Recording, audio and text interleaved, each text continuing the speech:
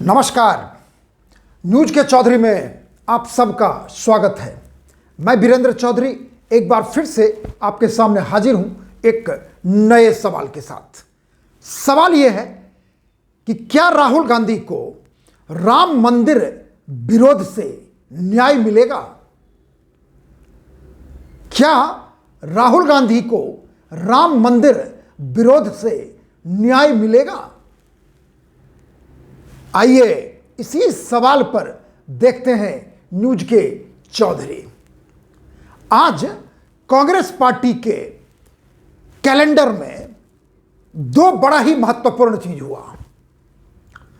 एक सुबह सुबह है, मैं आपको बताऊंगा कि गांधी परिवार के बड़े ही नजदीकी हैं, आज से नहीं बरसों से, राजीव गांधी के जमाने से सैम पित्रोदा, टेलीकॉम सेक्टर में उनका बड़ा योगदान है, भारत के टेलीकॉम सेक्टर के आगे बढ़ाने में। सैम पित्रोदा ने आज राम मंदिर पर ऐसी बात कही कि आपने सुना होगा, देखा होगा, अब मीडिया में पूरी तरह छाया हुआ है। उनका कहने का मतलब यह है कि क्या राम मंदिर रियल इशू है? यानी कि अयोध्या में जो राम मंदिर बन रहा है उसकी क्या जरूरत है? मैं सुनाऊंगा उनकी बात आपको, अक्षरशः बाइट तो नहीं सुना सकता, लेकिन उनके बातों को बताऊंगा आपको। दूसरी तरफ विडंबना देखिए, कांग्रेस के दूसरे बड़े कद्दावर नेता जो उनके मीडिया डिपार्टमेंट के अध्यक्ष हैं, राज्यसभा के सांसद हैं, बड़े ही विद्वान हैं, जयराम रमेश, वो घोषणा करते हैं कि 14 जनवरी से 20 मार्च तक राहुल गांधी भारत न्याय यात्रा निकालेंगे। 14 राज्य कवर करेगा वो, 85 जिले, 6200 किलोमीटर की लंबी यात्रा होगी। अब आप ये दोनों बात आप सोच सकते हैं कि कांग्रेस पार्टी के लिए ये विडंबना है, या यूं कहें कि ना सही काल बिना सही बुद्धि, या तीसरा ये कहें कि अपने पांव में स्वयं कुल्हाड़ी मारना।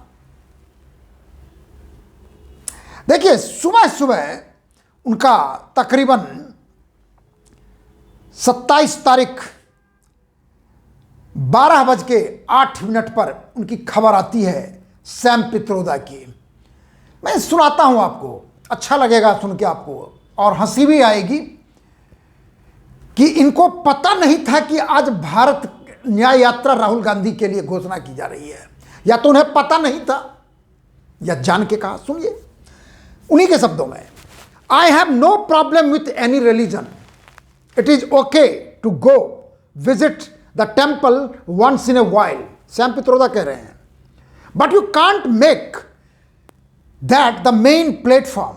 40% of the people vote for BJP and 60% of the people do not vote for BJP.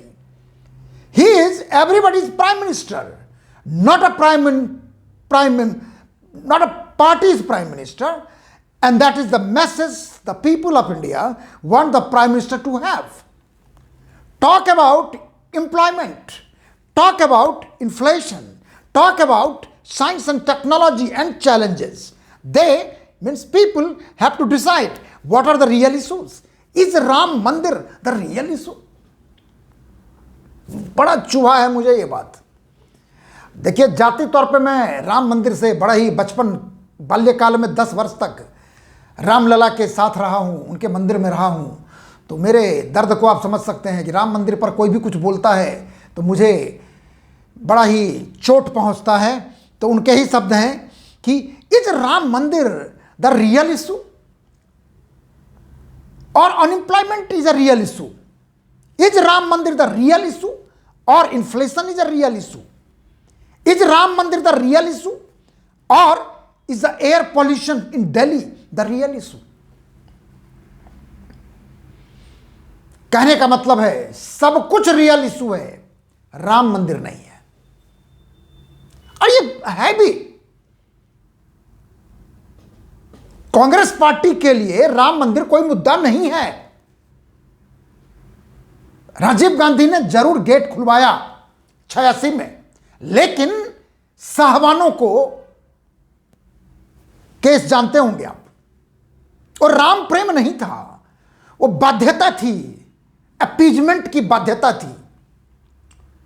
नहीं तो आज तक पंडित जवाहरलाल नेहरू अयोध्या क्यों नहीं गए? इंदिरा जी क्यों नहीं गई? राजीव गांधी क्यों नहीं गए? नरसिम्हा राव क्यों नहीं गए? मनमोहन सिंह क्यों नहीं गए? राहुल प्रियंका सोनिया क्यों नहीं गए? अभी निमंत्रण दिया गया इनको, कांग्रेस पार्टी के बड़े नेता को। लगता नहीं वो जाएंगे, क्योंकि मुसलमान वोट है भाई साहब, कट जाएगा। अब सुनिए दूसरी बात। जयराम रमेश, ये 12 बजे रात 12:08 27 तारीख उनका आपको मैंने सुनाया। अब सुनिए, 27 तारीख तकरीबन 11:15 बजे भारत न्याय यात्रा की घोषणा करते हैं जयराम रमेश। अब उनके ट्वीट को मैं पढ़ रहा हूं आपको। भारत जोड़ो यात्रा के बाद कांग्रेस पार्टी के नेतृत्व में भारत न्याय यात्रा निकलने वाली है। 14 जनवरी से लेकर 20 मार्च तक 6,200 किलोमीटर लंबी भारत यात्रा 14 राज्यों के 85 जिलों से होकर गुजरेगी। ये यात्रा मणिपुर, नागालैंड, असम, मेघालय, पश्चिम बंगाल, बिहार, झारखंड, उड़ीसा, छत्तीसगढ़, उत्तर प्रदेश, मध्य प्रदेश, राजस्थान, गुजरात और महाराष्ट्र से होकर गुजरेगी। इसकी शुरुआत मणिपुर से होगी और समाप्ति मुंबई में। अब देखिए, यह न्याय यात्रा की घोषणा थी और वो राम मंदिर के विरोध की घोषणा थी। इसलिए मेरा सवाल है, या आपका भी यह सवाल होगा कि क्या राहुल गांधी को राम मंदिर विरोध से न्याय मिलेगा? और एक बात और मैं आपको बताऊं, न्याय मिलेगा कि नहीं मिलेगा, इसके आधार को बताना बड़ा जरूरी है। राहुल गांधी 14 राज्य की यात्रा करेंगे, 6,000 किलोमीटर यात्रा करेंगे, 85 जिले होंगे। और मैंने एक काम किया, आज जब उनकी घोषणा हुई तो ट्वीट पे मैंने लिखा भी कि ये 14 राज्य से जो गुजरेंगे राहुल गांधी, इसमें लोकसभा सीट कितना कवर होगा, जो कांग्रेस पार्टी ने नहीं कहा। क्यों नहीं कहा? इसलिए नहीं कहा जो मैं कहने जा रहा हूं आपको, कि 14 राज्य, जिन राज्यों से गुजरेंगे राहुल गांधी, यात्रा करेंगे 67 दिनों का, उसमें 355 लोकसभा सीट है। 355 लोकसभा सीट है। और उसमें कांग्रेस को कितना है?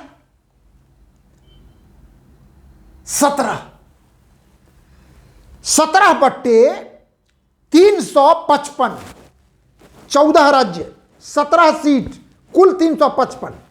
दूसरी तरफ एलआई को मैं नहीं जोड़ रहा हूं, ना कांग्रेस की तरफ ना बीजेपी की तरफ। अब दूसरी तरफ देखिए, बीजेपी 355 में से बीजेपी को 236 सीट है।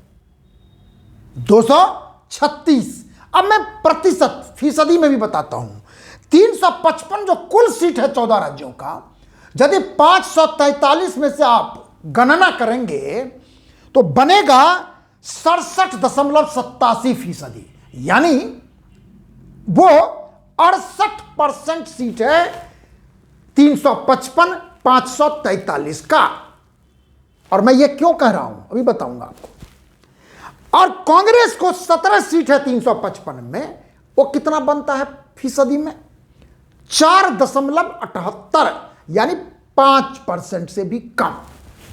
मान लीजिए 5%। 5% बीजेपी को 236 यानी 66.47%। ये जो फीसदी है ना, 236 मिला 355 में, तो यानी 66.47% सीट मिला बीजेपी को, और 355 में से कांग्रेस को मिला 4.78। यही कारण है जब मैंने कांग्रेस पार्टी के ट्वीट पे ही मैंने पूछा कि ये लोकसभा सीट कितना कवर करेगा, उस पर उन्होंने कुछ नहीं बोला। पार्टी ने क्यों नहीं बोला कि 355 सीट है, अब उनको मिला हुआ पिछले लोकसभा चुनाव में 17 सीट, अब बीजेपी को मिला हुआ है 236। तो कहने का मतलब है कि भारत यात्रा, न्याय यात्रा, ये न्याय किससे चाह रहे हैं आप? ये कौन कौन राज्य हैं, अब जानेंगे तो आश्चर्य होगा। इसमें अब देखिए, मैं नॉर्थ ईस्ट के तो छोटे राज्य हैं, उनको छोड़ दीजिए। देखिए, आसाम में 14 सीट है लोकसभा का, कांग्रेस को कितना है? 3, बीजेपी को 9। बंगाल में 42 सीट है, कांग्रेस को कितना है? 2, बीजेपी को कितना है? 18। ममता दीदी का मैं छोड़ रहा हूं क्योंकि अभी तक उनका पक्का नहीं है, क्योंकि यहां पर मैं सिर्फ पार्टी का लिया हूं। Bihar 40 seat, Congress 1, BJP 17। झारखंड, वहां पर उनकी सरकार है, मिलीजुली सरकार है यूपीए की, 14 सीट है, 11 बीजेपी और कांग्रेस 1। उड़ीसा 1, कांग्रेस 8, बीजेपी। उत्तर प्रदेश नहीं, छत्तीसगढ़ आइए, जहां पर उनकी सरकार थी पिछली बार। छत्तीसगढ़ में 11 सीट में 9 बीजेपी, 2 कांग्रेस। उत्तर प्रदेश में सबसे ज्यादा सीट देश में लोकसभा का 80, कांग्रेस को कितना? 1। सोनिया जी, बस राहुल गांधी तो हार गए चुनाव, वायनाड चले गए, नहीं तो लोकसभा के सदस्य भी ना होते। बीजेपी को 62। मध्य प्रदेश 29 सीट में कांग्रेस को 1, बीजेपी को 28। राजस्थान 25, कांग्रेस खाता ना खुला 2019 में, बीजेपी 24। गुजरात समझ ही रहे हैं आप, 26 के 26 मोदी जी, खाता नहीं खुला। अब पिछले 2 बार से हो रहा है, 2014 में भी हुआ, 2019 में भी हुआ, विधानसभा चुनाव में भी वही हाल है। तो मेरे कहने का मतलब है कि कांग्रेस का जो 17 सीट है कहां पर बढ़ेगा? गुजरात में, उत्तर प्रदेश में जहां से सपा से चल रहा है 36, बंगाल में जहां पर अभी तक कोई तय नहीं हुआ। ममता चाह रही है कि लेफ्ट विथ अलायंस में नहीं आए, कांग्रेस चाहती है कि लेफ्ट हमारे साथ हो। अधीर रंजन कुछ कह रहे हैं, कांग्रेस कुछ कह रहे हैं। सीट 42 है। महाराष्ट्र में भी कांग्रेस को 4 सीट है, बीजेपी को 23 है। शिवसेना खंडित है, 18 में से पिछली बार शिवसेना को मिला था एनडीए अलायंस में, और अभी 12 है शिंदे जी के साथ जो एनडीए के साथ है। उद्धव जी के साथ थोड़े मोड़े एमपी रह गए हैं, अब वहां भी अलायंस में चल रहा है लफड़ा। तो कहने का मतलब है कि कांग्रेस को 17 सीट से कितना ज्यादा बढ़ेगा। अब देखिए, आंधी आ जाए, राजनीतिक आंधी, चुनावी आंधी, तो कुछ भी हो सकता है। यह तो मेरा एक विश्लेषण है, और यह विश्लेषण के आधार पर अनुमान होता है। लेकिन राजनीति में इस तरह के खेल होते हैं जो मैं सिर्फ आपको नंबर बताता कि कांग्रेस का क्या होगा। लेकिन सैम पित्रोदा ने कांग्रेस को यात्रा निकालने से पहले ही यात्रा की अर्थी निकाल दी।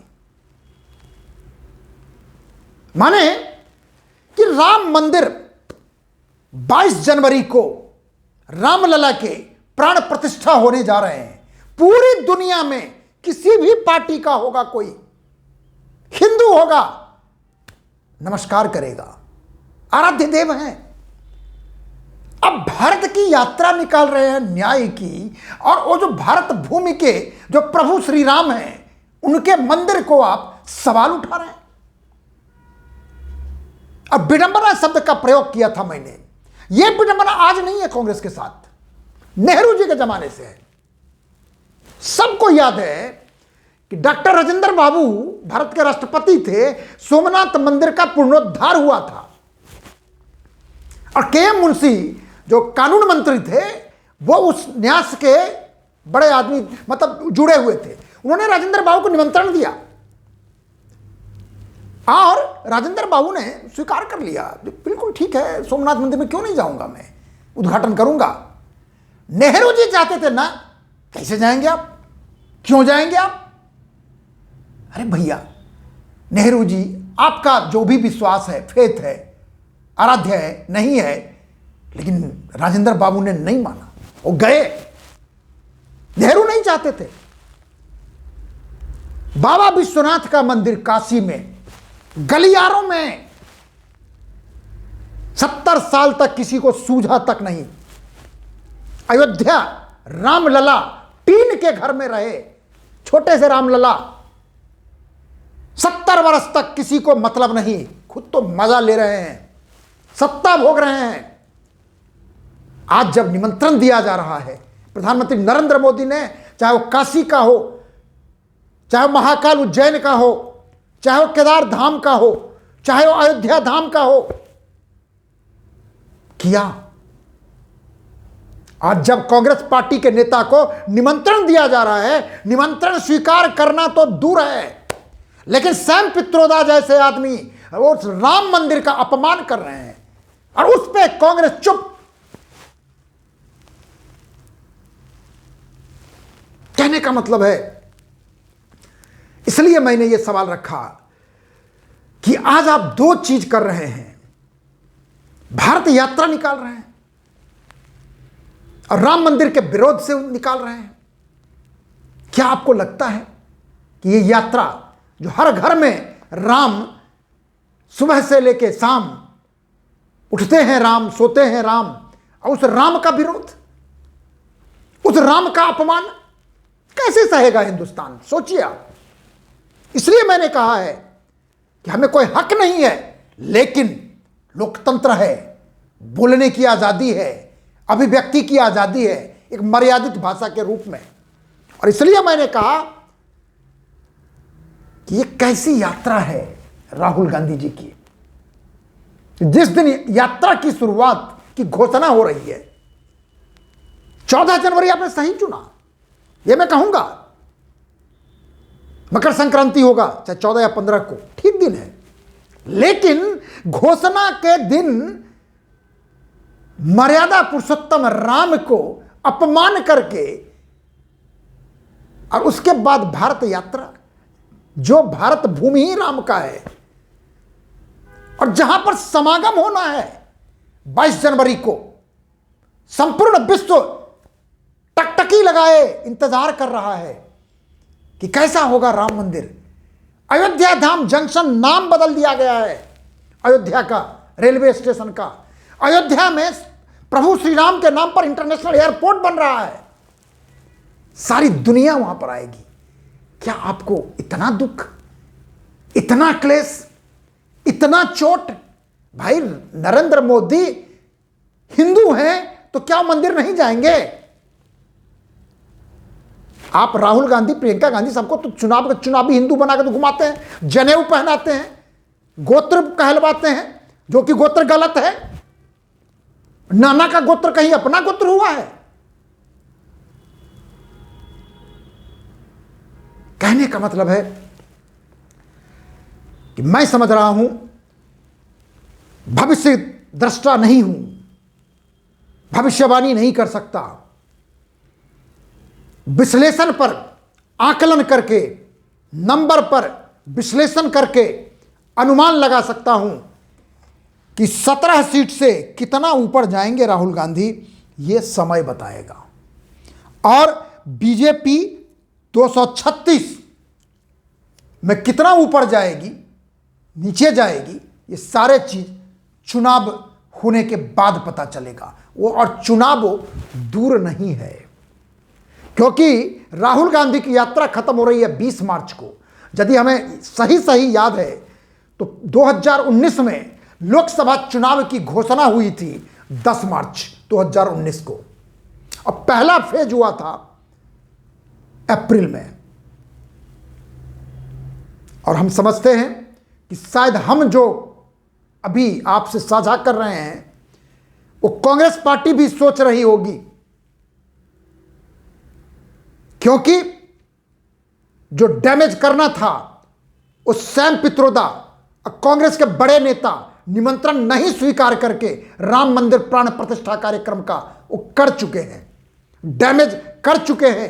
एंटोनी साहब, AK Antony, farmer defence minister, farmer बहुत बड़े नेता हैं कांग्रेस के, आज वो फिर दुखी होंगे, क्योंकि उन्हीं का रिपोर्ट था 2014 चुनाव हारने के बाद कि Congress party anti Hindu party बन गई है, इसलिए लोग वोट नहीं देते। और आज एंटनी साहब मुझे लगता है जरूर अपने बेटा से कह रहे होंगे कि देखो कांग्रेस ने फिर से वही गलती की जो बार बार करती रही है, क्योंकि AK एंटनी कम जानकार व्यक्ति नहीं है, राजनीति को बड़े दिन से देख रहे हैं, समझ रहे हैं और जान रहे हैं। तो मुझे क्या बताऊं, कांग्रेस पार्टी पर तरस आती है कि ये क्या कर रहे हैं। हालांकि उनका यह अधिकार है, जो भी करें। मैं तो एक सामान्य नागरिक हूं, एक नागरिक के नाते, एक पत्रकार के नाते ये सवाल उठाया हूं कि क्या राहुल गांधी को राम मंदिर विरोध से न्याय मिलेगा। मैं तो न्याय नहीं दे सकता, न्याय जनता देगी। 14 राज्यों की जनता, 85 जिले की जनता, 355 लोकसभा सीट की जनता। चलिए करते हैं इंतजार, देखते हैं कि जनता इनको कितना न्याय देती है। और आखिर में यदि आपको यह कार्यक्रम अच्छा लगता है इसे आप लाइक करें, शेयर करें, और यदि कुछ कहना चाहते हैं तो कमेंट सेक्शन में जाके अपनी बात जरूर लिखिए, बेबाकी से लिखिए, क्योंकि मैं आप सबके बातों को आदर करता हूं, नमस्कार करता हूं। हमारी बात से आप सहमत हैं, असहमत हैं, और मैं चाहता हूं कि असहमत होने में तो और भी मुझे आनंद आता है कि आप यदि कुछ उसमें विचार देंगे, अपने विचार रखेंगे, तो मैं उसका जवाब देने का, समाहित करने का जरूर प्रयास करूंगा। लेकिन बेबाकी के साथ अपनी बात आपके सामने रखता रहूंगा। न्यूज के चौधरी यूट्यूब चैनल को नहीं भूलिएगा, जरूर सब्सक्राइब कीजिए, क्योंकि हमने यही तय किया है कि अब हम यही करेंगे और आपके साथ अपने विचारों को साझा करते रहेंगे। जो जीवन में सीखा है, पढ़ा है, मैं ये तो कह नहीं सकता कि मैं अथॉरिटी हूँ, लेकिन जितनी समझ है वो आपसे मैं जरूर साझा करता रहूँगा। बहुत बहुत धन्यवाद। शुभ रात्रि, नमस्कार।